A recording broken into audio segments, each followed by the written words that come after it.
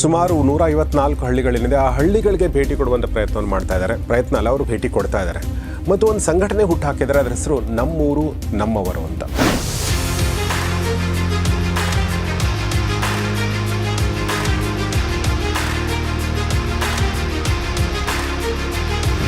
ಆ ನಾಯಕತ್ವದ ಕೊರತೆಯನ್ನು ತುಂಬುವಂಥ ಪ್ರಯತ್ನ, ಅಥವಾ ನೀವು ನಾಯಕರಾಗಲು ಮಾಡ್ತಿರುವಂಥ ಪ್ರಯತ್ನ ಅಂತ ಅನಿಸುತ್ತೆ. ಹೌದು, BJPನೋ ಕಾಂಗ್ರೆಸ್ಸೋ ಅಥವಾ ಯಾವುದೋ ಪಕ್ಷ ಟಿಕೆಟ್ ಕೊಡ್ಬೋದು, ಅಥವಾ ನೀವು ಇಂಡಿಪೆಂಡೆಂಟಾಗಿ ನಿಲ್ಬಹುದು. ಸೊ ಆ ಥರ ಒಂದು ಅವಕಾಶ ಬಂದರೆ ನೀವು ಅದಕ್ಕೆ ರೆಡಿ ಇದ್ದೀರಾ?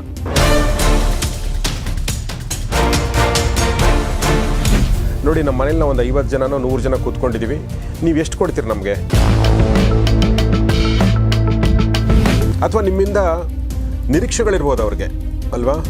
ಇವ್ರ ಹತ್ರ ಹೋದ್ರೆ ನಂಗೆ ಏನೋ ಒಂದು ಸಿಗುತ್ತೆ ಅನ್ನೋದು.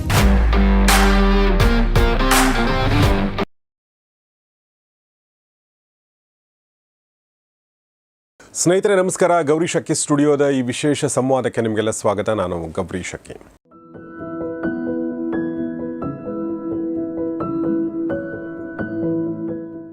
ಸ್ನೇಹಿತರೆ, ಇವತ್ತು ನಮ್ಮ ಸ್ಟುಡಿಯೋದಲ್ಲಿ ಒಬ್ಬ ವಿಶೇಷ ವ್ಯಕ್ತಿ ಅನ್ನೋದಕ್ಕಿಂತ ಹೆಚ್ಚಾಗಿ ವಿಶೇಷ ಕೆಲಸವನ್ನು ಕೈಗೆತ್ತಿಕೊಂಡಿರುವಂಥ ಒಬ್ಬ ವ್ಯಕ್ತಿ ಇದ್ದಾರೆ ಅಂತ ನನಗನ್ಸುತ್ತೆ. ಸೊ ಅವ್ರ ಹೆಸರು ಸಂದೀಪ್ ಪಾಟೀಲ್ ಅಂತ. ಸಂದೀಪ್ ಪಾಟೀಲ್ ಅವರು ನನಗೆ ಪರಿಚಯ ಒಬ್ಬ ಪತ್ರಕರ್ತನಾಗಿ. ಹೇಗೆ ಅಂದರೆ ಅವರೊಬ್ಬ ಖ್ಯಾತ ನ್ಯಾಯವಾದಿ, ಖ್ಯಾತ ವಕೀಲರು.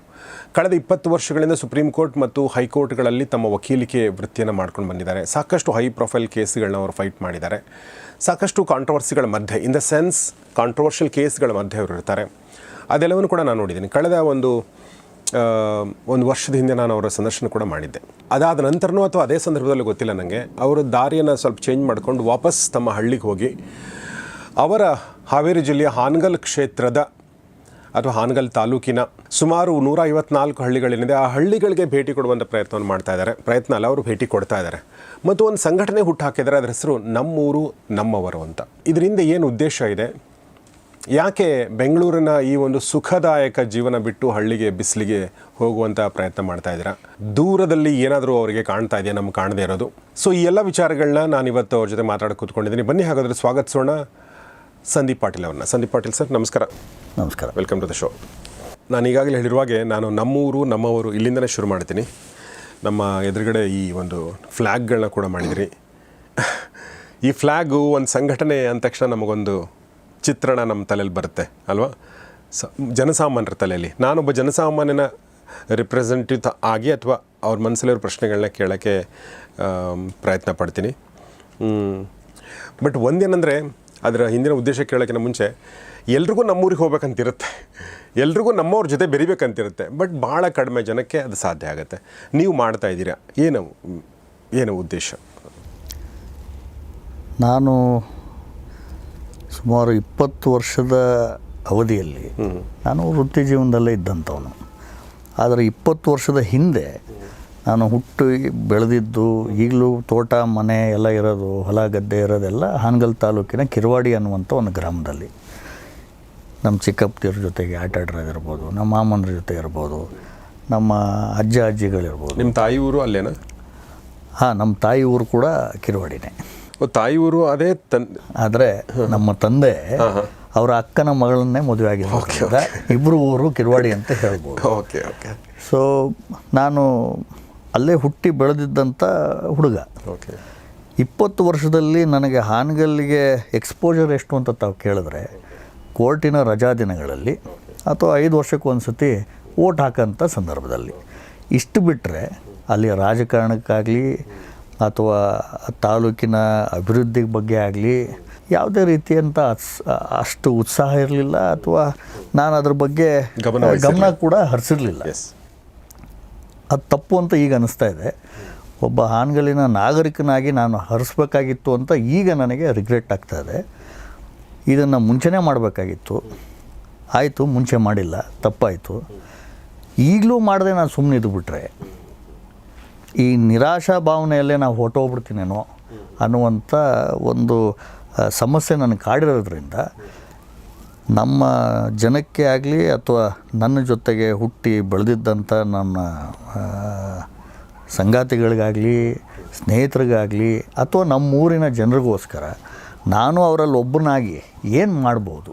ಓಕೆ. ಈಗ ಹೇಳ್ತಾರಲ್ಲ, be the change you want to bring. Yes. ಬೇರೆಯವ್ರಿಗೆ ನೀವು ಬದಲಾವಣೆ ಆಗಿ ಅನ್ನೋಕ್ಕಿಂತ ಮುಂಚೆ ನಾನು ಬದಲಾವಣೆ ಆಗಿ ಪ್ರಯತ್ನ ಪಡಬೇಕು. ಅದು ತೋರಿಸಿದ ನಂತರ ನಾವು ಬೇರೆಯವರಿಗೆ ನೀವು ಆಗರಪ್ಪ ಅಂತ ಹೇಳುವಷ್ಟು ನಮಗೆ ಶಕ್ತಿ ಬರುತ್ತೆ ಅಂತ ನನ್ನ ಭಾವನೆ. ಆದ ಕಾರಣದಿಂದ ನಾನು 20 ವರ್ಷ ವಕೀಲಿ ವೃತ್ತಿಯಲ್ಲಿ ಇದ್ಕೊಂಡು ಈಗಲೂ ನಾನು ವಕೀಲಿ ವೃತ್ತಿಯಲ್ಲೇ ಇರೋದು. ನಾನು ರಾಜಕಾರಣಿ ಅಲ್ಲ, ನಾನು ರಾಜಕಾರಣಿ ಕೂಡ ಅಲ್ಲ. ಆದರೆ ಇದೊಂದು ಹೊಸದ ಒಂದು ಸಿಸ್ಟಮನ್ನು ಹುಟ್ಟಾಕಬೇಕು ಅಂದರೆ ಯಾರೋ ಒಬ್ಬರು ಹೆಜ್ಜೆ ಇಡಬೇಕು. ಬೇರೆ ಹೇಳೋಕ್ಕಿಂತ ಮುಂಚೆ ನಾನು ಇಟ್ಟು ನೋಡೋಣ ಅಂತೇಳಿ ಇಟ್ಟಿದ್ದೀನಿ. ಈ ಒಂದು ಏನು ನೀವು ನಮ್ಮೂರು ನಮ್ಮವರು ಅಂತ ನೀವು ಮಾಡ್ಕೊಂಡು ಹೊರಟಿದ್ದೀರಾ. ಸೊ 154 ಹಳ್ಳಿಗಳಲ್ಲಿ 83 ಹಳ್ಳಿಗಳನ್ನ ನೀವು ತಿರುಗಿಡ್ತೀರಾ. ಸೊ ನನ್ನ ಪ್ರಕಾರ ಇದು ಒಂದು ಸಾಧನೆ. ಯಾಕಂದ್ರೆ ನಾವು ನಮ್ಮ ಹಳ್ಳಿ ಬಿಟ್ಟು ಬೇರೆ ಹಳ್ಳಿಗೆ ಹೋಗಲ್ಲ. ಈಗ ನೀವು ನಾನು ಯಾಕೆ ಕೇಳಿದೆ ನಿಮ್ಮ ತಾಯಿ ಊರು ಯಾವುದು ಅಂತಂದರೆ, ನಮಗೆ ನಮ್ಮ ತಾಯಿ ಊರಿನ ಬಗ್ಗೆ ಒಂದು ವಿಶೇಷ ಆಕರ್ಷಣೆ ಇರುತ್ತೆ. ನಿಮಗೆ ಅಬ್ಸರ್ವ್ ಮಾಡಿರ್ಬೋದು, ನಾವು ಚಿಕ್ಕಂದಲ್ಲಿ ತಂದೆಗಿನ ತಾಯಿ ಊರಿಗೆ ನಾನು ಜಾಸ್ತಿ ಹೋಗ್ತಿದ್ದೆ. ಸೊ ಆ ದೃಷ್ಟಿಯಿಂದ ಹಾಕಿ ಕೇಳಿದೆ. ಸೊ ಈಗಲೂ ಕೂಡ ನಮಗೆ ಹೋಗಬೇಕು ಮಾಡಬೇಕಂದ್ರೂ ಕೂಡ ಬಿಕಾಸ್ ಆಫ್ ವೇರಿಯಸ್ ರೀಸನ್ಸ್ ಅಥವಾ ನಮ್ಮ ಇನ್ನೆಬಿಲಿಟೀಸು ಏನೇನೋ ಕಾರಣಗಳಿರ್ಬೋದು, ನೀವು ಹೋಗಿ ಏನೋ ಮಾಡ್ತಾಯಿದ್ದೀರಾ. ಸೊ ಏನು ಮಾಡೋಕ್ಕೆ ಹೊರಟಿದ್ರ ಅಂತ ಸೆಕೆಂಡ್ ಪ್ರಶ್ನೆ. ಈಗ ಏನು ಮಾಡ್ತಾಯಿದ್ರಲ್ಲ ಅದರ ಅನುಭವ ಹೇಗಿತ್ತು ಸಂದೀಪ್ ಪಾಟೀಲ್ ರೇ? ಭಾಳ ವಿಶೇಷವಾಗಿದೆ ಅಂತ ಅನಿಸುತ್ತೆ. ಓಕೆ. ನಾನು ಮುಂಚಿಂದ ಇದು ನನ್ನ ವ್ಯಕ್ತಿತ್ವದಲ್ಲಿ ಇರೋಂಥ ಒಂದು ಅಂಶ ಏನು ಅಂದರೆ, ನಾನು I don't care about the destination. Okay. I am A person who enjoys the journey. ನನಗೆ ಈ ಜರ್ನಿ ಮುಖ್ಯವಾದದ್ದು ಹೊರತು ಈ ಜರ್ನಿ ಎಲ್ಲಿ ತಗೊಂಡು ಹೋಗಿ ನನ್ನ ಬಿಡುತ್ತೆ ಅನ್ನೋದು ಮುಖ್ಯ ಅಲ್ಲ. ಆ ವಿಚಾರದಲ್ಲಿ ನಾನು ಸತತವಾಗಿ, ನಾನು ಹೇಳಿದೆ 20 ವರ್ಷದಲ್ಲಿ ನನ್ನ ಎಕ್ಸ್ಪೋಜರ್ ಎಷ್ಟಿತ್ತು. ನಮ್ಮ ಹಳ್ಳಿಗೆ ಕೋರ್ಟಿನ ರಜಾದಿನಗಳಲ್ಲಿ 1 ದಿನ 2 ದಿನ ಹೋಗೋಂಥ ವ್ಯಕ್ತಿ ನಾನು. ಈಗ ಪ್ರತಿ ವಾರ ಶುಕ್ರವಾರ, ಶನಿವಾರ, ಭಾನುವಾರ 3 ದಿನ ನಮ್ಮ ಹಳ್ಳಿಗಳಲ್ಲಿ ಹಾನಗಲ್ಲಲ್ಲಿ ಕಳೀತಾ ಇದ್ದೀನಿ. ಇದು ನಾನು ಶುರು ಮಾಡಿದಾಗ 11 ತಿಂಗಳು 12 ತಿಂಗಳ ಹಿಂದೆ ಶುರು ಮಾಡಿದ್ದಂಥ ಇದು ಒಂದು ಹೆಜ್ಜೆ. ಶುರು ಮಾಡಿದಾಗ ಬಹುಶಃ ಭಾಳ ಜನಕ್ಕೆ ಅನಿಸಿರ್ಬೋದು, ನನಗೂ ಇತ್ತು, ಏನಪ್ಪ ಕಷ್ಟ ಇದು, 400 ಕಿಲೋಮೀಟ್ರ್ ಹೋಗಬೇಕು, ಬೆಂಗಳೂರಿಂದ ಹಾನಗಲ್ ಮುಟ್ಟಬೇಕು, ಅಲ್ಲಿ ಹಳ್ಳಿ ಅಂತ ವಿಸಿಟ್ ಮಾಡಬೇಕು, ಇದು ಎಷ್ಟು ದಿನ ನನ್ನ ಕೈಯಲ್ಲಿ ಸಾಧ್ಯ? ಇದು 1 ತಿಂಗಳಿಗೆ I will burn myself, ನನ್ನಲ್ಲಿರುವಂಥ ಇಚ್ಛಾಶಕ್ತಿ ಕಡಿಮೆ ಆಗ್ಬಿಡುತ್ತೆ ಅನ್ನುವಂಥ ಭಾವನೆ ನನಗೂ ಕಾಡಿತ್ತು ಮುಂಚೆ. ಆದರೆ ಹೋಗ್ತಾ ಹೋಗ್ತಾ ಹೇಳ್ತಾ ಇದ್ದೀನಿ, ನನಗೆ ಆ ಜನರಲ್ಲಿ ಇರುವಂಥ ಉತ್ಸಾಹ, ಹೊಸದನ್ನು ಕಟ್ಟೋದಕ್ಕೆ ಅವರು ಕೊಡ್ತಿರುವಂಥ ಪ್ರೋತ್ಸಾಹ, ನನಗೆ 2 ವಾರಕ್ಕೆ 1 ಸತಿ ಹೋಗೋಂಥ ವ್ಯಕ್ತಿ ವಾರಕ್ಕೆ 3 ಸತಿ ಹೋಗಂಗೆ ಮಾಡಿದೆ. ಸೊ ಈ 11 ತಿಂಗಳಲ್ಲಿ ನನಗಿದು ಭಾಳ ವಿಶೇಷವಾಗಿ ನನಗೆ ಕಂಡಿರೋಂಥದ್ದು, ಬಹುಶಃ ಯಾರು ಒಂದೇ ತಿಂಗಳಿನಲ್ಲಿ ವಾಪಸ್ ಬೆಂಗಳೂರು ಬಂದು ಸೇರ್ಕೊಳ್ಳುವಂಥ ವ್ಯಕ್ತಿ ಇದ್ನೋ ಅವನನ್ನು ವಾರದಲ್ಲಿ 3 ಸತಿ ನೆಲ ಮೇಲೆ ಕೂತ್ಕೊಳ್ಳೋಂಗೆ, ಜನರ ನಡುವೆ ಇರೋಂಗೆ ಮಾಡಿದೆ ನಮ್ಮ ಜನ. ಓಕೆ. ಸೊ ವಾರದಲ್ಲಿ 3 ದಿನ ಅಲ್ಲಿ ಕೂತ್ಕೊಳ್ಳೋ ಥರ ಮಾಡಿದೆ ಅಂತ ಹೇಳಿದ್ರಿ, ಮತ್ತು ನೀವು ಕೂತ್ಕೋತಾ ಇದ್ದೀರಾ, ಗಮನಿಸ್ತಾ ಇದ್ದೀರಾ. ಈಗ ನಿಮ್ಮ ಬಾಲ್ಯದಲ್ಲಿ ಎಜುಕೇಷನ್ ಆಗೋ ತನಕ ನಾವು ಅಲ್ಲಿ ಸಂಪರ್ಕ ಇರುತ್ತೆ. ಅದಾದ ನಂತರ 20 ವರ್ಷಗಳ ಕಾಲ ನೀವು ಹೇಳ್ದಂಗೆ ಸಂಪರ್ಕ ಇರಲಿಲ್ಲ. ಸೊ ಹಾನಗಲ್ ಬಗ್ಗೆ ಮುಂಚೆ ಗೊತ್ತಿರಲಾರ್ದಂಥದ್ದು, ಹಾನಗಲ್ನ ಜನರ ಬಗ್ಗೆ ಗೊತ್ತಿರಲಾರ್ದಂಥದ್ದು ಏನು ಗೊತ್ತಾಯ್ತು ನಿಮಗೆ? ಮುಂಚೆ ಹಾನಗಲ್ನಲ್ಲಿ ನಾಯಕತ್ವ ಇತ್ತು. ಈಗ ಹಾನಗಲ್ನಲ್ಲಿ ನಾಯಕತ್ವದ ಕೊರತೆ ಭಾಳಷ್ಟು ಕಾಡ್ತಾ ಇದೆ. ಓಕೆ. ಅದು ಹಾನಗಲ್ಲಿನ ನಾಗರಿಕನಾಗಿ ಹೇಳ್ತಾ ಇದ್ದೀನಿ, ನಾಯಕನಾಗಲ್ಲ. ನಾನು ನಾಯಕನಾಗಿಲ್ಲ, ಜನ ಮಾಡೋಂಥದ್ದು ಅದು. ನಾನೇ ಸೆಲ್ಫ್ ಪ್ರೊಕ್ಲೇಮ್ ಮಾಡ್ಕೊಳಕ್ಕಾಗಲ್ಲ. ನಾನು ನಾಯಕ ಅಂತ ಹೇಳೋದು ತಪ್ಪು. ಯಾರೇ ಹೇಳಿದ್ರು ತಪ್ಪೆ, ನಾನಷ್ಟೇ ಅಲ್ಲ, ಯಾರೇ ಹೇಳಿದ್ರು ತಪ್ಪೆ. ಅದು ಜನರ ಕೈಯಲ್ಲಿರೋಂಥದ್ದು, ಜನ ಮಾಡೋಂಥದ್ದು. ಆದರೆ ಈ ನಾಯಕತ್ವದ ಹುಡುಕಾಟ ಜನ ಮಾಡಬೇಕು ಅನ್ನುವಂಥದ್ದು ನನ್ನ ಹಂಬಲ. ಈಗ ಫಸ್ಟ್ ಕಾಡ್ತಾ ಇರೋದು ನಮ್ಮ ಜನಕ್ಕೆ ಅಂಥ ಒಬ್ಬ ನಾಯಕ ಅಥವಾ ನಾಯಕತ್ವ ನಮ್ಮ ತಾಲೂಕಿನಲ್ಲಿ ಇಲ್ಲ. ಮುಂಚೆ ಒಂದು 40 ವರ್ಷ 50 ವರ್ಷದ ಇತಿಹಾಸದಲ್ಲಿ ಹಾನಗಲ್ ತಾಲೂಕಿನಲ್ಲಿ ಆ ಥರ ನಾಯಕರು ಇದ್ದರು. ಅದು ಒಂದು ಕಡೆಗೆ ದಿವಂಗತ CM ಉದಾಸಿಯವರು ಇರ್ಬೋದು, ಇನ್ನೊಂದು ಕಡೆಗೆ ದಿವಂಗತ ಮನೋಹರ್ ತಹಸೀಲ್ದಾರ್ ಅವರು ಇರ್ಬೋದು. ಇಬ್ಬರಲ್ಲೂ ಕೂಡ ನಾಯಕತ್ವದ ಗುಣ ಇತ್ತು. ಇಬ್ಬರು ಬೇರೆ ಬೇರೆ ವ್ಯಕ್ತಿತ್ವ, ಇಬ್ಬರದ್ದು ವ್ಯಕ್ತಿತ್ವ ಒಂದಕ್ಕೊಂದು ವ್ಯತಿರಿಕ್ತವಾಗಿತ್ತು. ಆದರೆ ಇಬ್ಬರಲ್ಲೂ ಒಂದು ಕಾಮನ್ ಇತ್ತು, ಏನು ಅಂದರೆ ನಮ್ಮ ಜನ, ನಮ್ಮವರು ಅನ್ನುವಂಥ ಭಾವನೆ ಇತ್ತು. ಆ ಭಾವನೆಯಿಂದ ನಮ್ಮ ತಾಲೂಕಿನಲ್ಲಿ ಯಾರೇ ಇರಲಿ, ಅವ್ರ ಪರವಾಗಿ ಓಟ್ ಹಾಕಿರೋರು ಇರಲಿ ಅಥವಾ ಹಾಕದೇವ್ರು ಇರಲಿ, ಅವ್ರ ಹತ್ರ ಹೋದರೆ ಅವ್ರಿಗೆ ಸ್ಪಂದಿಸ್ತಾಯಿದ್ರು. ಆ ಸ್ಪಂದನೆಯಿಂದ ಈಗ ನಮ್ಮ ಜನ ವಂಚಿತರಾಗಿದ್ದಾರೆ. ಇದು ಭಾಳಷ್ಟು ನನಗೆ ಕಾಡ್ತಾ ಇರುವಂಥ ಸಮಸ್ಯೆ. ಹಾಗೂ ಆ ವಿಚಾರ ನನಗೆ ಗೊತ್ತಾದಷ್ಟು ನನ್ನಲ್ಲಿ ಇನ್ನಷ್ಟು ಕಿಚ್ಚು ಬರ್ತಾ ಇದೆ. ಓಕೆ ಓಕೆ ಆ ಸಮಸ್ಯೆಗೆ ಏನಾರ ಒಂದು ಪರಿಹಾರ ಹುಡುಕಬೇಕು ಅನ್ನುವಂಥ ನಿಟ್ಟಿನಲ್ಲಿ ಇದೊಂದು ಸಣ್ಣ ಹೆಜ್ಜೆ. ಓಕೆ ಓಕೆ ಸೊ ನೀವು ಹೇಳಿದ ಹಾಗೆ ನಾಯಕತ್ವದ ಕೊರತೆ ಅಂತ ಹೇಳಿದ್ರಿ, ಮತ್ತು ಈಗ ನೀವೇನು ನಮ್ಮೂರು ನಮ್ಮವರು ಅಂತ ಹೊರಟಿದ್ದೀರಲ್ಲ, ಆ ನಾಯಕತ್ವದ ಕೊರತೆಯನ್ನು ತುಂಬುವಂಥ ಪ್ರಯತ್ನ ಅಥವಾ ನೀವು ನಾಯಕರಾಗಲು ಮಾಡ್ತಿರುವಂಥ ಪ್ರಯತ್ನ ಅಂತ ಅನಿಸುತ್ತೆ, ಹೌದಾ? ನನಗೆ ಈ ಹೆಜ್ಜೆ ಇಡುವ ಪೂರ್ವದಲ್ಲಿ ಹಾನಗಲ್ಲಲ್ಲಿ ಇರುವಂಥ ಸಮಸ್ಯೆ ಏನು ಅಂತ ನಾನು ತಿಳ್ಕೊಂಡೆ. ಆಗಲೇ ಹೇಳ್ದಂಗೆ ನಾಯಕತ್ವದ ಕೊರತೆ. ನನ್ನ ದೃಷ್ಟಿಯಲ್ಲಿ ನಾಯಕತ್ವ ಎರಡು ರೀತಿ ಇರುತ್ತೆ. ಒಂದು ಭಾವನೆ ಭರಿತ ನಾಯಕತ್ವ, ಇನ್ನೊಂದು ಭಾವನೆ ರಹಿತ ನಾಯಕತ್ವ. ಹಾನಗಲ್ಲಲ್ಲಿ ಕಳೆದ 4 ದಶಕಗಳಲ್ಲಿ ಭಾವನೆ ಭರಿತ ನಾಯಕರೇ ಇದ್ದರು. ಓಕೆ, ನಮ್ಮವರು ಅನ್ನುವಂಥ ಫೀಲಿಂಗ್ ಕೊಡುವಂಥ ನಾಯಕರಿದ್ದರು. ಅವ್ರ ಹತ್ರ ಯಾರು ಬೇಕಾದ್ರೆ ಹೋಗಿ ನೇರವಾಗಿ ಮಾತಾಡುವಂಥ ಒಂದು ಪ್ರಕ್ರಿಯೆ ನಮ್ಮಲ್ಲಿ ಬಂದಿತ್ತು. ಅದರ ರಿಸಲ್ಟ್ ಏನು ಅಂದರೆ ಇಡೀ ತಾಲೂಕು ಅಭಿವೃದ್ಧಿ ಹೊಂದಿತ್ತು. ಆದರೆ ಕಳೆದ 5-6 ವರ್ಷಗಳಲ್ಲಿ ಆ ನಮ್ಮವರು ಅನ್ನುವಂಥ ಫೀಲಿಂಗ್ ಕೊಡುವಂಥ ನಾಯಕರ ಕೊರತೆಯಿಂದಾಗಿ ಈಗ ನಾವು ಬಹಳಷ್ಟು ಅಭಿವೃದ್ಧಿಯನ್ನು ಭಾಳ ಹಿಂದ್ಬಿಟ್ಟಿದ್ದೀವಿ ಅನ್ನುವಂಥ ನನ್ನ ಅನಿಸಿಕೆ. ಓಕೆ, ಜನಕ್ಕೆ ಇವತ್ತಿನ ಪರಿಸ್ಥಿತಿಯಲ್ಲಿ ಬೇಕಾಗಿರೋದು ಸೀರೆ ಅಲ್ಲ, ಬ್ಲೌಸ್ ಅಲ್ಲ, ಟೀ ಶರ್ಟ್ ಅಲ್ಲ, ಪಟ್ಟಿ ಅಲ್ಲ, ಡೊನೇಷನ್ ಅಲ್ಲ, ಪ್ರೈಸ್ಗಳಲ್ಲ. ಅವರ ಕಷ್ಟ ಅಂದರೆ ಕೇಳುವ ಕಿವಿಗಳು. ಓಕೆ, ಹಾಗೂ ಆ ಸಮಸ್ಯೆಗೆ ಪ್ರಾಮಾಣಿಕವಾಗಿ ಪರಿಹಾರ ಹುಡುಕುವಂಥ ಒಬ್ಬ ವ್ಯಕ್ತಿ. ಓಕೆ, ಇದನ್ನು ಯಾರೇ ತುಂಬಲಿ, ನಾನೇ ತುಂಬಬೇಕು ಅನ್ನೋ ಅಂತಲ್ಲ, ಯಾರೇ ತುಂಬಿದ್ರು ಕೂಡ ನಮ್ಮ ಜನ ಅಪ್ಕೊಂತಾರೆ. ಆದರೆ ಒಂದು ಮಾತ್ರ ಇರಬೇಕು, ಇದನ್ನು ನಾವು ಗಮನದಲ್ಲಿಟ್ಕೋಬೇಕು. ಭಾವನೆ ಭರಿತ ನಾಯಕತ್ವ ಅಂದಾಗ ಒಂದು ಉದಾಹರಣೆ ಕೊಡ್ತೀನಿ. ನಾನು ಸುಮಾರು 20 ವರ್ಷ ಹಿಂದೆಲ್ಲ ಅಲ್ಲೇ ಬೆಳೆದಿರ್ಬೋದು, ಬಟ್ 20 ವರ್ಷದ ನನ್ನ ವೃತ್ತಿ ಜೀವನದಲ್ಲಿ ಬೆಂಗಳೂರು, ಡೆಲ್ಲಿ ಓಡಾಡ್ಕೊಂತ ಇದ್ದಂಥ ವ್ಯಕ್ತಿ. ನನಗೆ ಯಾರೇ ಬಂದು ನಿಲ್ಲಿಸಿ ನೀ ಎಲ್ಲಿಯೋನಪ್ಪ ಅಂದರೆ ಅಪ್ಪಿತಪ್ಪಿ ನನ್ನ ಬಾಯಲ್ಲಿ ಬೆಂಗಳೂರನು ಅಂತ ಬರೋದಿಲ್ಲ. ಅದು ಸ್ಪಾಂಟೇನಿಯಸ್ ಆಗಿ ಏನು ಬರುತ್ತೆ ಅಂದರೆ ನಾವು ಉತ್ತರ ಕರ್ನಾಟಕ ಹಾನಗಲ್ಲವರು ಅಂತ ಹೇಳ್ತೀವಿ. ಅದು ಒಂದು ಫೀಲಿಂಗ್, ನಮ್ಮ ಊರಿನ ಜೊತೆಗಿರುವಂಥ ಬಾಂಧವ್ಯ, ನಮ್ಮವರು ಅನ್ನುವಂಥ ಒಂದು ಭಾವನೆ. ಈ ಭಾವನೆ ಇದ್ದವರು ಇರಬೇಕು, ನಾನೇ ಇರಬೇಕು ಅಂತಲ್ಲ. ಅಂದರೆ ಸ್ಥಳೀಯ ನಾಯಕರೇ ಇರಬೇಕು. ಸ್ಥಳೀಯಕರಿದ್ದರೆ ಅವ್ರ ಹತ್ರ ಜನ ಬಂದು ಕೇಳೋದಕ್ಕೂ ಭಯ ಇಲ್ಲ. ಆಮೇಲೆ ಅವರು ಕೂಡ ಅಷ್ಟೇ ಒಳ್ಳೆಯ ರೀತಿಯಲ್ಲಿ ಅವ್ರಿಗೆ ಸ್ಪಂದನೆ ಸಿಗುತ್ತೆ. ರಾಜಕೀಯ ಅಂದರೆ ಏನು? ಈಗಿನ ಕಾಲದಲ್ಲಿ ರಾಜಕೀಯಕ್ಕೆ ಹಲವಾರು ವ್ಯಾಖ್ಯಾನಗಳು ಬಂದಿದೆ.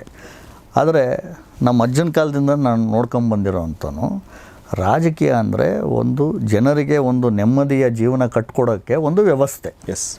ಆ ನೆಮ್ಮದಿಯ ಜೀವನ ಕಟ್ಕೊಡ್ಬೇಕು ಅಂದರೆ ಒಬ್ಬ ವ್ಯಕ್ತಿಯಲ್ಲಿ ಆ ಭಾವನೆ ಇದ್ದರೆ ಕಟ್ಕೊಡ್ಬೋದು, ಇಲ್ಲಾರೆ ಸಾಧ್ಯ ಇಲ್ಲ. ಆ ವ್ಯಕ್ತಿಯಲ್ಲಿ ಭಾವನೆ ಇಲ್ಲ ಅಂದರೆ ಆ ಕ್ಷೇತ್ರ ಒಂದು ಮಿಷಿನ್ನಾಗಿ ಪರಿವರ್ತನೆ ಆಗುತ್ತೆ. ಈ ಕಡೆಯಿಂದ 10 ರೂಪಾಯಿ ಹಾಕೋದು, ಆ ಕಡೆ 100 ರೂಪಾಯಿ ತೆಗೆಯೋದು. ಆ ಮಿಷಿನ್ ಒಳಗಿರುವಂಥ ಬಿಡಿ ಭಾಗಗಳು ಯಾರು ಅಂದರೆ ನಾನು, ನಮ್ಮ ಜನ. ನಮ್ಮ ಕೆಲಸ ಏನು ಅಂದರೆ ಒಳಗಡೆ ಕೂತ್ಕೊಂಡು 10 ರೂಪಾಯಿನ ಹೊಡೆದು ಅದನ್ನು 100 ರೂಪಾಯಿ ಮಾಡೋದು. ನಾವೆಲ್ಲ ಡಬ್ಲಿಂಗ್ ಏಜೆಂಟಾಗಿ ಅವರಿಗೆ ಯಾರು ನಾಯಕರು ಇರ್ತಾರಲ್ಲ ಅವ್ರಿಗೆ 100 ರೂಪಾಯಿ ಕೊಡೋದು. ಈ ವ್ಯವಸ್ಥೆ ಚೇಂಜ್ ಆಗಬೇಕು ಅಂದರೆ ಒಬ್ಬ ಸಂದೀಪ್ ಪಾಟೀಲ್ ಮಾಡಿದ್ರೆ ಆಗಲ್ಲ. ಎಲ್ಲ ಜನರಲ್ಲೂ ಈ ಸಮಸ್ಯೆ ಆಗಿದೆ ಅನ್ನೋದು ಫಸ್ಟ್ ಅರಿವು ಮೂಡಬೇಕು. ಆ ಸಮಸ್ಯೆಗೆ ಪರಿಹಾರ ಹುಡುಕಬೇಕು ಅನ್ನುವಂಥ ಛಲ, ಕಿಚ್ಚು ಹೊರ ತರಬೇಕು.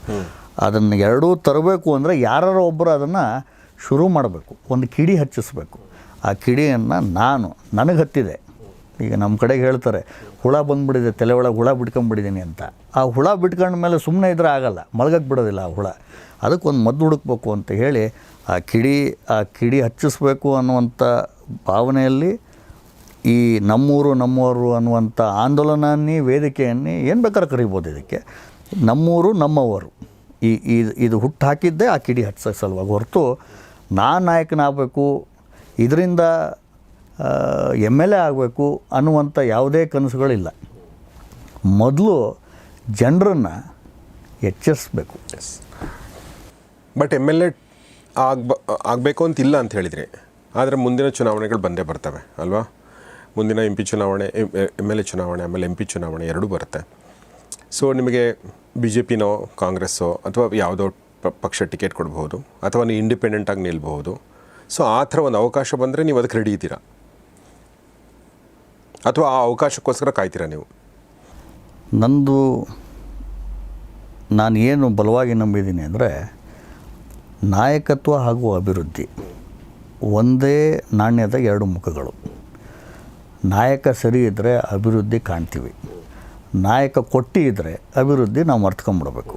ಇದು ನಾನು ನಂಬಿರುವಂಥ ಒಂದು ವಿಚಾರ. ಓಕೆ, ನಾಯಕ ಸರಿ ಇರಬೇಕು ಅಂತ ಹೇಳ್ಕೊಂಡು ಟೀಕೆ ಮಾಡ್ಕೊತ ಕೂತ್ಕೊಳ್ಳೋಕ್ಕಿಂತ ಒಬ್ಬರು ನಾನು ಹೆಜ್ಜೆ ಇಡ್ತೀನಿ, ನನ್ನನ್ನು ನಾನು ಪರೀಕ್ಷೆಗೆ ಒಳಪಡಿಸ್ತೀನಿ, ಜನ ಪರೀಕ್ಷೆ ಮಾಡಲಿ. ನನಗೆ ಯೋಗ್ಯತೆ ಇದೆ ಅಂದರೆ ನನ್ನನ್ನು ನಾಯಕನ ಮಾಡಲಿ.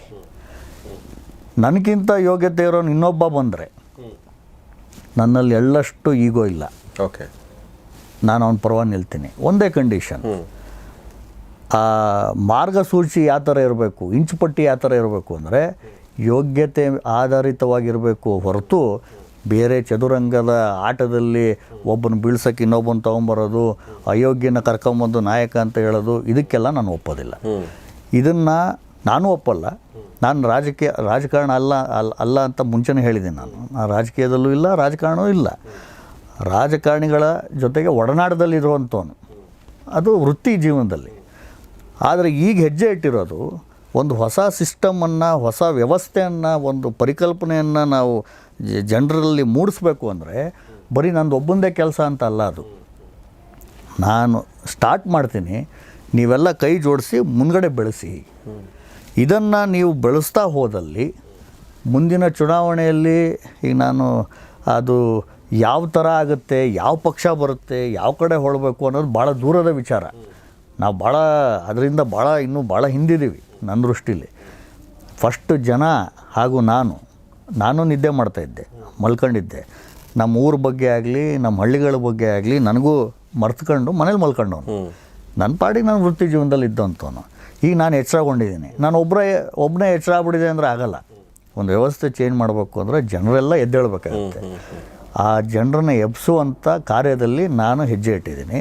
ಈ ಹೆಜ್ಜೆ ಹೋಗ್ತಾ ಎಲ್ಲಿಗೆ ಹೋಗುತ್ತೆ ಇವತ್ತೇ ಕೇಳಿದ್ರೆ ನಾನು ಉತ್ತರ ಇಲ್ಲ, ಇದು ಎಲ್ಲಿಗೆ ಹೋಗಿ ಮುಟ್ಟುತ್ತೆ ಅಂತ ಉತ್ತರ ಇಲ್ಲ ನನ್ನ ಹತ್ರ. ಆದರೆ ಸುಮ್ಮನೆ ಕೂತ್ಕೊಳ್ಳೋ ಅಂಥ ಮಗನೂ ಅಲ್ಲ ನಾನು.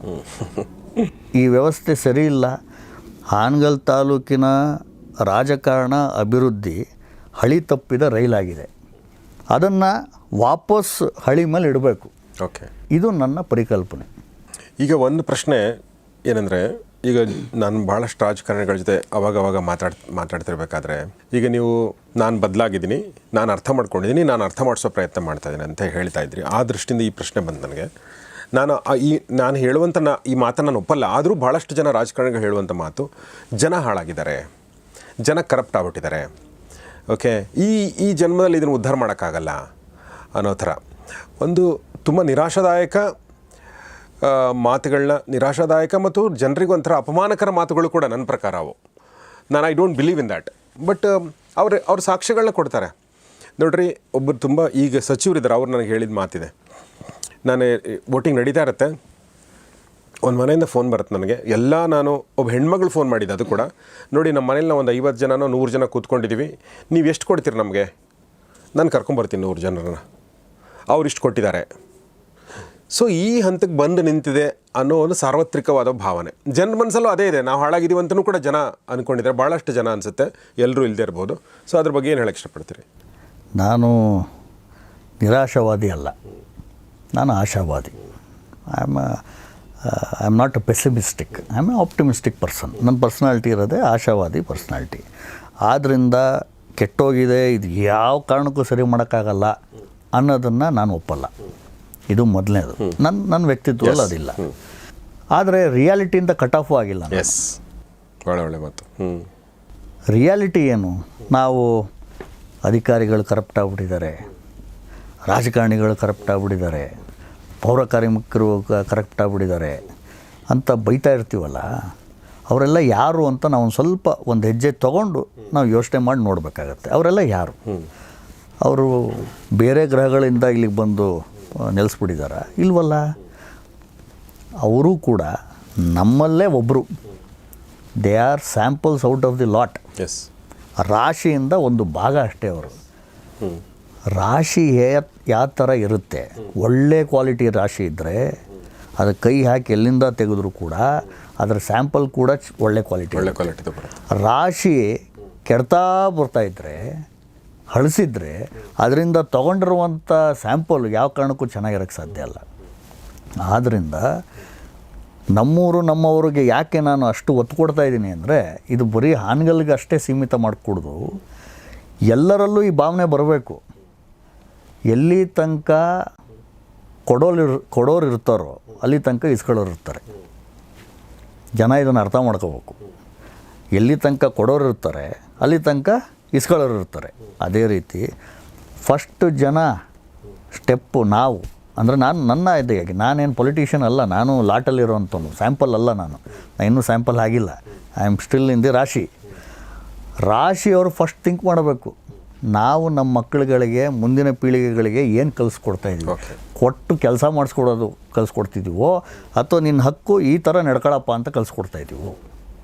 ರಾಶಿ ಚೇಂಜ್ ಆದರೆ ಸ್ಯಾಂಪಲ್ ಆಟೋಮೆಟಿಕ್ಲಿ ಚೇಂಜ್ ಆಗುತ್ತೆ. ಎಕ್ಸಾಕ್ಟ್ಲಿ. ಸೊ ಹಾಗಾಗಿ ಅದು ರಾಶಿ ಚೇಂಜೇ ಆಗಲ್ಲ ಅಂತ ಅನ್ನುವಂಥ ನಿರಾಶಾ ಭಾವನೆಯಲ್ಲೂ ನನ್ನಲ್ಲಿಲ್ಲ. ಓಕೆ. ಆ ಥರ 1940s 1920s ನಮ್ಮ ಪೂರ್ವಜರೆಲ್ಲ ಅದೇ ಥರ ಅಂದ್ಕೊಂಡು ಕೂತ್ಬಿಟ್ಟಿದ್ರೆ ನಾವು ದೇಶವಾಗೇ ಇರ್ತಿರ್ಲಿಲ್ಲ. ಎಕ್ಸಾಕ್ಟ್ಲಿ. ಇನ್ನೂ ಬೇರೆಯವರ ಸ್ವಾಮಿತ್ವದಲ್ಲಿ ನಾವು ಸ್ಲೇವ್ಸ್ ಆಗಿರ್ತಾಯಿದ್ವಿ, ಅಡಿಯಾಳಾಗಿರ್ತಾಯಿದ್ವಿ. ಅವರು ಅವತ್ತು ಆಶಾಭಾವನೆಯಲ್ಲಿ ಮಾಡಿರುವಂಥ ಚಿಂತನೆಯಿಂದ ಇವತ್ತು ಒಂದು ದೇಶದ ಪರಿಕಲ್ಪನೆ ನಮ್ಮಲ್ಲಿ ಬಂದಿದೆ.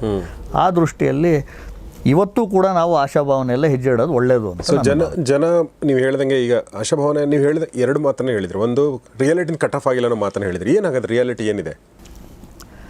ರಿಯಾಲಿಟಿ, ನನಗೆ ಡ್ರೈವಿಂಗ್ ಬರಲ್ಲ, ಆದರೆ ನಾನು ಡ್ರೈವರ್ಸ್ ಲೈಸೆನ್ಸ್ ತೊಗೋಬೇಕು. ಇದನ್ನು ಒಬ್ಬ ಪೊಲಿಟಿಷಿಯನ್ ಅಲ್ಲ, ಒಬ್ಬ ಕಾಮನ್ ಮ್ಯಾನ್, 18 ವರ್ಷ ತುಂಬಿದಂಥ ಒಬ್ಬ ವ್ಯಕ್ತಿ ಅಥವಾ ಒಬ್ಬ ಹುಡುಗ, ಅವನ ಮನಸ್ಸಲ್ಲಿರೋದು ನನ್ನ ಡ್ರೈವಿಂಗ್ ಇನ್ನೂ ಬರೋದಿಲ್ಲ, ನಾನು ಡ್ರೈವಿಂಗ್ ಲೈಸೆನ್ಸ್ ಬೇಕು. ಆಮೇಲೆ ಕಲ್ಕೊಂತೀನಿ, ಫಸ್ಟ್ ಲೈಸೆನ್ಸ್ ತೊಗೊತೀನಿ. ಅದಕ್ಕೆ ಏನು ಮಾಡಬೇಕು? ಒಬ್ಬ ಏಜೆಂಟಿಗೆ ದುಡ್ಡು ಕೊಟ್ಟರೆ ನನ್ನ ಡ್ರೈವರ್ಸ್ ಲೈಸೆನ್ಸ್ ಸಿಗುತ್ತಪ್ಪ. Okay. So corruption starts from there. ಇವನು ನಾನು ಡ್ರೈವಿಂಗ್ ಚೆನ್ನಾಗಿ ಕಲ್ತಿದ್ದೀನಿ, ನನಗೆ ಇನ್ನೂ 10 ಸತಿ ಪರೀಕ್ಷೆಗೆ ನನ್ನನ್ನು ಒಳಪಡಿಸಿ ನಾನು ಡ್ರೈವಿಂಗ್ ಕರೆಕ್ಟಾಗಿ ಮಾಡಿ ತೋರಿಸ್ತೀನಿ, ಆವಾಗ ನನಗೆ ಲೈಸೆನ್ಸ್ ಕೊಡಿ ಅನ್ನುವಂಥ ಒಂದು ಭಾವನೆ ಅವನಲ್ಲಿದ್ದರೆ ಆಟೋಮೆಟಿಕ್ಲಿ ಸಿಸ್ಟಮ್ ಸರಿಯಾಗುತ್ತೆ. ಭಾಳ ಒಳ್ಳೆ ಎಕ್ಸಾಂಪಲ್. ಓಕೆ. ನಾವೇ ಅದನ್ನು ಕೆಡಿಸ್ತಾ ಇದ್ದೀವಿ.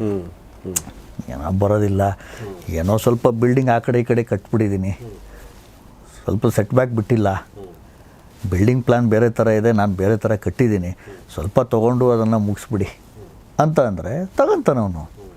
ತಪ್ಪು ನಮ್ಮಲ್ಲಿದ್ದಾಗ ಇನ್ನೊಬ್ಬನ ದೂಷಣೆ ಮಾಡೋದು ತಪ್ಪು. ನಾವು ಸರಿಯಾಗಿ ನಡ್ಕೊಳ್ಳೋಣ, ಆಟೋಮೆಟಿಕ್ಲಿ ಸಿಸ್ಟಮ್ಮು ಸರಿಯಾಗಿ ನಡೆಯುತ್ತೆ. ಓಕೆ. ಈಗ ನೀವು ಹೋಗಿ ನಮ್ಮವರು ಅಂತ ಸಂಘಟನೆ ಮಾಡಿಕೊಂಡು ಜನರ ಜೊತೆ ಬೆರೀತಾ ಇದ್ದೀರಾ.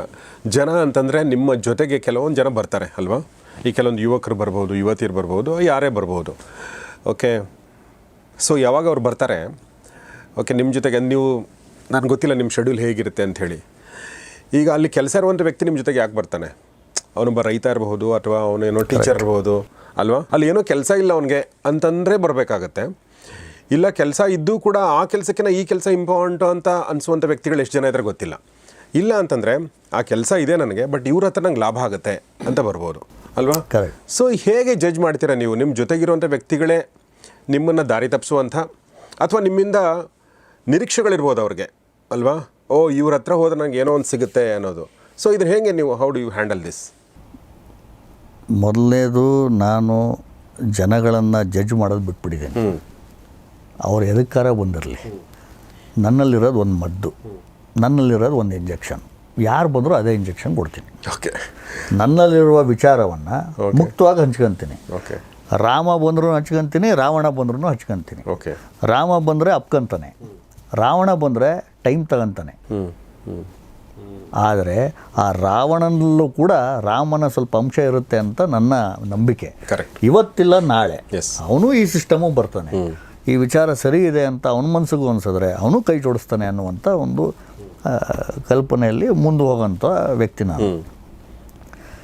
ಎರಡನೇ ಭಾಗ, ಅವ್ರ ಕೆಲಸ ಬಿಟ್ಟು ಈ ನನ್ನ ಕೈ ಜೋಡಿಸ್ರಿ ಅಥವಾ ರಾಜಕಾರಣ ಮಾಡಿರಿ ಅನ್ನುವಂಥ ಮಗನೇ ಅಲ್ಲ ನಾನು. ಯಾಕೆ ನಾನು ಮಾಡಲ್ಲ, ಯಾಕೆ ನೀವು ಕೆಲಸ ಬಿಟ್ಟು ಹೋಗೋದಿಲ್ಲ, ನಾನೂ ಮಾಡೋದಿಲ್ಲ ಅದನ್ನು. ನನಗೆ ಈ ರಾಜಕೀಯದ ಮೇಲೆ ಅವಲಂಬಿತವಾದ ವ್ಯಕ್ತಿ ಆಗಬೇಕು ಅನ್ನುವಂಥ ಆಸೆ ಕೂಡ ನನಗಿಲ್ಲ. ರಾಜಕೀಯದಿಂದನೇ ಮನೆ ನಡಿಬೇಕು ಅಂತ ಆಗ್ಬಿಟ್ರೆ ಏನು ಮಾಡಬೇಕಾಗತ್ತೆ? ಜನರ ಹಿಂದೆ ನಾವು ದುಡ್ಡು ತೆಗಿಬೇಕಾಗತ್ತೆ. ಅದ್ರ ಬದಲು ಜನನೂ ಇದು ಅರ್ಥ ಮಾಡ್ಕೋಬೇಕು.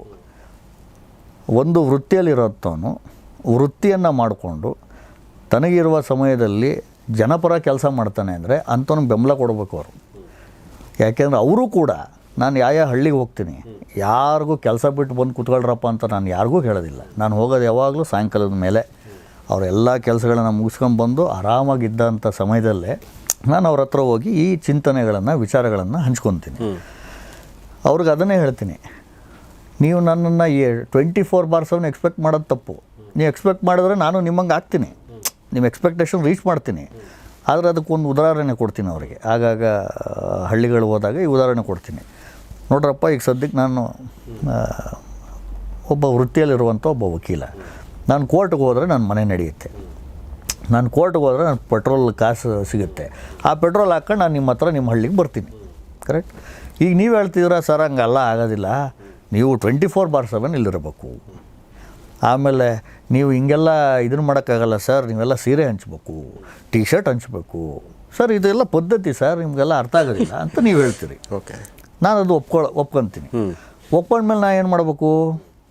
ಮೊದಲನೇದಾಗಿ ನನ್ನ ಪ್ರೊಫೆಷನನ್ನು ಬಿಡಬೇಕು. MLA ಆಗಬೇಕು. MLA ಆದಮೇಲೆ ಏನು ಮಾಡಬೇಕು? MLA ಆಗಿ ಮನೆಯೂ ನಡೆಸ್ಬೇಕು, ರಾಜಕೀಯನೂ ಮಾಡಬೇಕು, ಮುಂದಿನ ಎಲೆಕ್ಷನ್ನೂ ಮಾಡಬೇಕು. ಅದಕ್ಕೇನು ಮಾಡ್ತೀನಿ ಅಂದರೆ, ನೀವು ಯಾವುದೋ ಒಂದು ಹಳ್ಳಿಯಲ್ಲಿ ಅಣ್ಣಾರೆ ನನಗೆ ಒಂದು ರೋಡ್ ಬೇಕು, ಅಲ್ಲಿ ಸಿಮೆಂಟ್ ರೋಡ್ ಹಾಕಿ ಅಂತ ಹೇಳ್ತೀರಿ. ಯಾವುದೋ ಒಂದು ಹಳ್ಳಿ ತಗೊಳ್ಳಿ, ಕಿರ್ವಾಡಿನೇ ತೊಗೊಳ್ಳಿ, ಅಪ್ಪ ಬರ್ರಿ ಅಂತ ಹೇಳ್ತೀನಿ. ಕಿರ್ವಾಡಿನ ಫೈಲ್ ತೆಗೆಸ್ತೀನಿ. ಕಿರ್ವಾಡಿಯಲ್ಲಿ 3 ಕೋಟಿ ರೂಪಾಯಿ ವೆಚ್ಚದಲ್ಲಿ ಒಂದು ಸಿಮೆಂಟ್ ರೋಡ್ ನಿರ್ಮಾಣವಾಗಿದೆ ಅಂತ ಇರುತ್ತೆ. ಎಂಥ ಅನಾಹುತ ಅಣ್ಣಾರೆ, ಇದು ರೋಡ್ ಇಲ್ಲರಿ ಅಣ್ಣ. ಇದೆ ಕಣಪ್ಪ, ರೋಡ್ ಇದೆ ಅಂತ ಹೇಳ್ತೀನಿ. ಸಾಧ್ಯನೇ ಇಲ್ಲ, ನಾನು ಕಿರ್ವಾಡಿಯಿಂದ ಬಂದೀನಿ, ಎಲ್ಲಿದೆ ರೋಡು ಸಾಹೇಬ್ರೆ ಅಂತ ಕೇಳ್ತೀರಿ ನೀವು. ಆವಾಗ ಹೇಳ್ತೀನಿ, ಅಲ್ಲಪ್ಪ ರೋಡು ಇದರಲ್ಲಿ ಫೈಲಲ್ಲಿದೆ, 3 ಕೋಟಿ ನನ್ನ ಜೇಬಲ್ಲಿದೆ, ರೋಡ್ ನಿಮ್ಮಲ್ಲಿಲ್ಲ. ಯಾಕೆ 3 ಕೋಟಿ ನನ್ನ ಜೇಬಲ್ಲಿದೆ ಹೇಳಿ? ನಾಳೆ ದಿವಸ ನಿಮ್ಗೆ ಸೀರೆ ಕೊಡಬೇಕು, ಟೀ ಶರ್ಟ್ ಕೊಡಬೇಕು, ಚುನಾವಣೆ ನಿಲ್ಲಬೇಕು, ಎಷ್ಟೆಲ್ಲ ಖರ್ಚಿದೆ ಅಲ್ಲಪ್ಪ. ಅವಾಗ ಸುಮ್ಮನೆ ಹಾಕ್ತೀರ ಓಟು ನೀವು? ಇಲ್ವಲ್ಲ. ಅದಕ್ಕೆ ರೋಡ್ ಕೇಳಿಬಿಡ್ರಿ, ನಾ ಇದು ಫೈಲಲ್ಲಿ ರೋಡ್ ಮಾಡ್ಕೊಂಡು ದುಡ್ಡು ಇಟ್ಕೊಂಡಿರ್ತೀನಿ, ತಲೆ ಕೆಡಿಸ್ಕೊಬೇಡಿ ಅಂತ ಹೇಳ್ತೀನಿ. ಈ ಥರ ನಾಯಕತ್ವಕ್ಕೆ ಫುಲ್ ಸ್ಟಾಪ್ ಇಡಬೇಕು ಅಂದರೆ ಜನ ಫುಲ್ ಟೈಮ್ ಪೊಲಿಟಿಷಿಯನ್ಸನ್ನು ಎಕ್ಸ್ಪೆಕ್ಟ್ ಮಾಡೋದು ಕೂಡ ಬಿಡಬೇಕು. ಯಾರು ವೃತ್ತಿಯಲ್ಲಿರ್ತಾರೆ, ಇದು ಪಾಶ್ಚಿಮಾತ್ಯ ದೇಶದಲ್ಲಿ ಇದು ಇದೆ. ವೆಸ್ಟರ್ನ್ ಕಂಟ್ರೀಸಲ್ಲೂ ಕೂಡ ಈಗಲೂ ಕೂಡ ಅಲ್ಲಿಯ ಮೆಂಬರ್ ಆಫ್ ಪಾರ್ಲಿಮೆಂಟ್ ಇರಲಿ ಅಥವಾ ಸೆನೆಟರ್ಸ್ ಇರಲಿ, ಕಾಂಗ್ರೆಸ್ಮನ್ ಇರಲಿ, ಯಾರೇ ಇರಲಿ, ಅವರ ವೃತ್ತಿ ಮಾಡಿಕೊಂಡೇ ರಾಜಕಾರಣದಲ್ಲಿರ್ತಾರೆ. ಅವ್ರ ಮನೆ ವೃತ್ತಿಯಿಂದ ನಡೆಯುತ್ತೆ, ರಾಜಕಾರಣ ಸೇವೆಯ ಭಾವನೆಯಿಂದ ಮಾಡ್ತಾರೆ. ಇದನ್ನು ನಮ್ಮ ಊರಲ್ಲೂ ತರಬೇಕು ಅನ್ನೋದು ನನ್ನ ಅಭಿಲಾಷೆ. ನಾನೇ ತರ್ತೀನಿ ಅಂತಲ್ಲ, ಆದರೆ ನಾನು ಮಾತ್ರ ಓಟ್ ಹಾಕಿದ್ರೆ ಇಂಥ ವ್ಯಕ್ತಿ ಅಥವಾ ಯೋಗ್ಯತೆ ನೋಡೇ ಹಾಕ್ತೀನಿ ಅನ್ನುವಂಥದ್ದು ನನ್ನ ವಿಚಾರ. ಭಾಳ ಒಳ್ಳೆ ಮಾತಿದೆ. ಆ್ಯಕ್ಚುಲಿ ಇತ್ತೀಚೆಗೆ ನಾನು ಒಂದು ವಿಡಿಯೋ ನೋಡಿದೆ, ನಿನ್ನೆ ನೋಡಿದೆ. UK ಪ್ರಧಾನಿ ಆಗಿದ್ರಲ್ಲ ಇದಕ್ಕಿಂತ ಮುಂಚೆ, ರಿಷಿ ಸುನಾಕ್ಗಿಂತ ಮುಂಚೆ ಆದಂಥವ್ರು, ಅವರು ಮೆಟ್ರೋ ಸ್ಟೇಷನಿಂದ ತಮ್ಮದೇ ಸೂಟ್ಕೇಸ್ ತೊಗೊಂಡು ಇಳಿತಾರೆ. ಓಕೆ, ಅವ್ರಿಗೆ ಯಾರೋ ಬಂದು ಮಾತಾಡಿಸ್ತಾರೆ, ಅವ್ರು ಮಾತಾಡ್ಕೊಂಡು ಹೋಗ್ತಾರೆ. ಆಮೇಲೆ ಬರಾಕ್ ಒಬಾಮಾ ಬೇರೆ ಬೇರೆ ಕಾಲೇಜ್ಗಳಲ್ಲಿ, ಯೂನಿವರ್ಸಿಟಿಗಳಲ್ಲಿ ಪ್ರೊಫೆಸರಾಗಿ ಕೆಲಸ ಮಾಡ್ತಾಯಿದ್ದಾರೆ. ಸೊ ಆ ಥರದ್ದು ನೋಡ್ತೀವಿ. ಬಟ್ ಇಲ್ಲಿ ನಾವು ಆ ಥರದ ಸಿಸ್ಟಮನ್ನು ಫಾಲೋ ಮಾಡ್ತಾ ಇಲ್ಲ. ತರೋದು ಒಳ್ಳೆಯದು ಆಗುತ್ತೆ. ಈಗ ನೀವು ಹೇಳಿದ್ದಂಥ ಎಲ್ಲ ಎಕ್ಸಾಂಪಲ್ಸು ಅವ್ರಿಗೆಲ್ಲ 200 ವರ್ಷ 250 ವರ್ಷ ಇತಿಹಾಸ ಇರುವಂಥ ಗಣತಂತ್ರದಲ್ಲಿರುವಂಥ ಇತಿಹಾಸ ಅವ್ರದ್ದು. ನಾವು ಈಗ ಇನ್ನೂ 75 76 ದಾಟಿದ್ದೀವಿ, 80 ಹತ್ರ ಈಗ ಮುಡ್ತಾ ಇದ್ದೀವಿ. ಬಹುಶಃ 2047 ಅಂತ ಏನು ಟಾರ್ಗೆಟ್, ವಿಕಸಿತ್ ಭಾರತ್ ಟಾರ್ಗೆಟ್ ಏನು ಇಟ್ಕೊಂಡಿದ್ದೀವಿ, ಬಹುಶಃ ಅದರ ಅಂಚಿಗೆ ಇನ್ನು 20-25 ವರ್ಷಗಳಲ್ಲಿ ಅಲ್ಲಿಗೆ ಮುಟ್ಟಷ್ಟೊತ್ತಿಗೆ ಬಹುಶಃ ಈ ಥರ ರಾಜಕಾರಣ ನಮ್ಮಲ್ಲೂ ಕಾಣ್ಬೋದು ಅನ್ನುವಂಥದ್ದು ನನ್ನ ಭಾವನೆ. ಸೊ ಅದು ನಿಮ್ಮಿಂದನೇ ಶುರು ಆಗಲಿ ಅಂತ ನೀವು ಅನ್ಕೋತಾ ಇದ್ದೀರಾ? ನನ್ನಿಂದ ಶುರುವಾಗಲಿ ಅಂತ ಅಲ್ಲ, ಎಲ್ಲರಿಂದನೂ ಶುರು ಆಗಬೇಕು. ಓಕೆ. ಬರೀ ನಾನು ಹೇಳಿದೆ ಯಾವಾಗಲೂ, ಒಬ್ಬ ಸಂದೀಪ್ ಪಾಟೀಲ್ ಕೈಲಿ ಏನೂ ಮಾಡೋಕ್ಕಾಗಲ್ಲ. ಆದರೆ ಆ ಸಂದೀಪ್ ಪಾಟೀಲ್ರಿಗೆ ಹಿಂದ್ಗಡೆಗೆ ಆ ಶಕ್ತಿ ಕೊಟ್ಟರೆ ಜನ ಪ್ರತಿಯೊಬ್ಬರೂ ಚೇಂಜ್ ಆಗ್ತಾರೆ. ಓಕೆ. ಆಗುವ ರೀತಿಯಲ್ಲಿ ಮಾಡ್ಬೋದು. ಇದೇನು ಕಷ್ಟ ಅಲ್ಲ ಗೌರೀಶ್, ಇದನ್ನು ಅಚೀವ್ ಮಾಡ್ಬೋದು. ನನ್ನ ದೃಷ್ಟಿಯಲ್ಲಿ 100% ಅಚೀವೇಬಲ್ ಟಾರ್ಗೆಟ್ ಇದು. ಅದನ್ನು ಮಾಡುವ ಇಚ್ಛಾಶಕ್ತಿ ಇರಬೇಕಷ್ಟೇ ನಮ್ಮಲ್ಲಿ.